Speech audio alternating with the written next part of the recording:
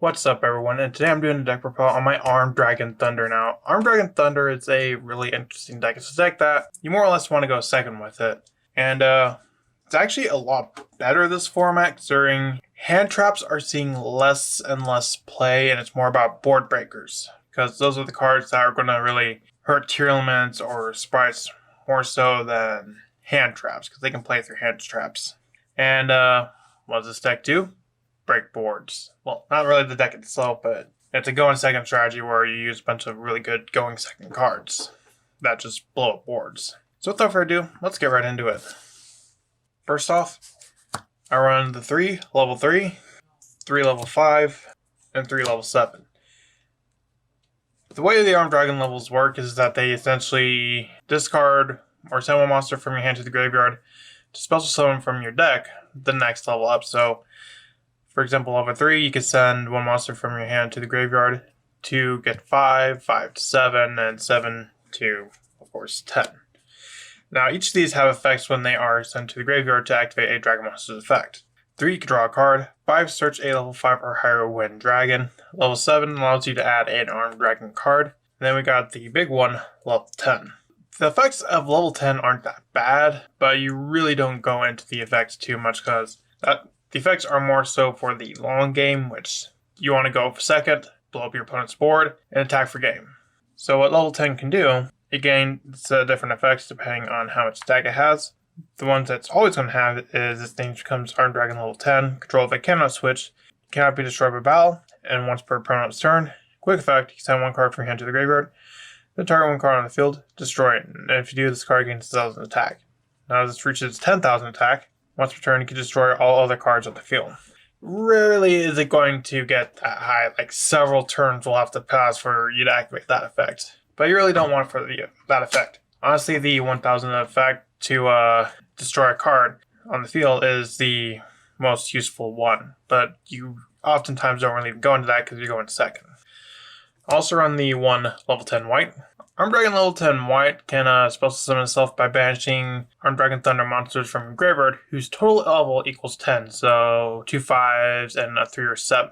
And just like the Armed Dragon level 10, it's got 3,000 attack. And white actually has a cool additional effect to, at the start of damage step, if this card attacks, you destroy one card in the field. So if your opponent still has 2 monsters after you're trying to get rid of everything, you can use level 10 white to attack into that, to destroy that monster and the other monsters they control, or if they have an annoying spell trap, that's option 2. Like, let's say they have a Soul Drain, let's just say that. You can attack and just pop it. Also run 3, Artillery Catapult Turtle. Definitely a mandatory 3 of. Essentially, contribute this card, special summon one guy of the Fierce Knight, or one level 5 Dragon Monster from your hand or deck, aka the level 5. So it can really allow you to skip a step with the level 3. Also run the 1 Tempest. Searchable off of the Armed Dragon level 5, and of course, if you happen to open it, you can actually just summon it out to push in for a little bit of extra damage, which can sometimes be the difference. Now, for hand traps, I run 3 Nibiru. Not many hand traps are really all that great this format, Nibiru being one of those exceptions, considering it's not many decks are actually playing around it at the moment. And I also run 2 Ghost Spell and Haunted Mansion. Ghost Spell is good against sprites, tier elements. It's not really going to hurt them too much, but of all the hand traps, it's definitely the one that it's not going to hurt you, but it's going to hurt your opponent a lot more.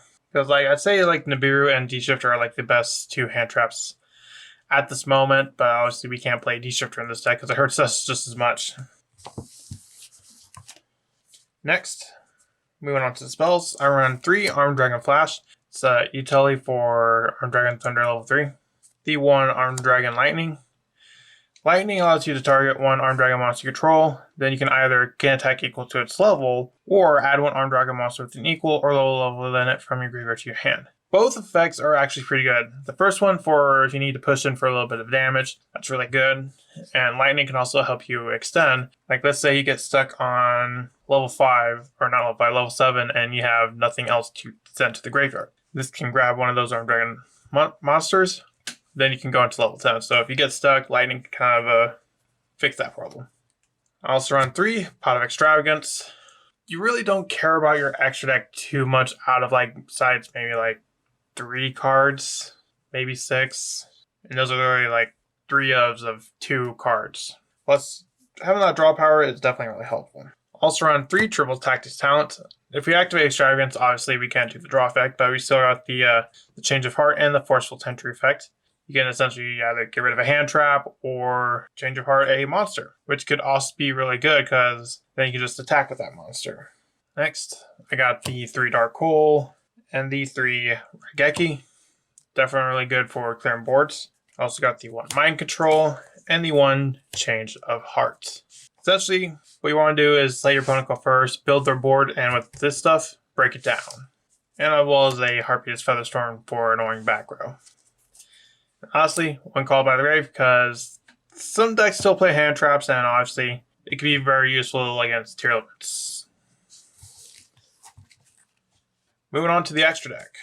I got 3 Rail Cannon Gustav Max. Take a level 10 and a Armed Dragon White. Boom, you got Gustav Max. Let's say you're able to, through Raigeki and Dark Hole, clear your opponent's board completely and they have no monsters. A level 10, a white plus this card equals game. Because both those do 2,000 and this can detach the material from this card, do 2,000 burn damage. But we also got the Super Dreadnought Rail Cannon Juggernaut Libe. Now, Libe doesn't do burn damage, but instead just a very big attacking monster. Essentially, this card can essentially make attack on monsters up to the number of materials. So like it can make 2 attacks and it will have 6,000 attack for one of those. So like let's say they got 2 monsters with 2,000 attack. Attack into 1 for 6,000, another into 4k, and that's game right there. And not to mention this card can be XYZ summoned on top of a rank 10 XYZ monster control. So this can also attack up to 3 times as well. Also run the 1 Super Dora. Super Dora I really don't go into as much. I only run 1 copy. Just in case on the off chance, which has happened before, I banished all the Gustav Max off of Extravagance. That way we can go into Dora and then into Libe. Of course, we got the 3 Zeus, as well as the 1 Ashura King. Ashura King is a card, like if you want to swap it out, you can, but I was thinking about what kind of a card can I make that's not a rank 10? That would be Ashura King. So you can normal summon level 3, and then you have if you have the Flash, you can make Ashura King. And Ashura King's a pretty good card, actually. So that's why I run that. Also run 2 Hieratic Seal of the Heavenly Spheres into when the Wind Charmer Verdant. That's it for my Armed Dragon Thunder deck profile. Let me know in the comments, what do you think of this deck? You think it's got potential for it? Let me know in the comments and I'll see you in the next one I make. Bye.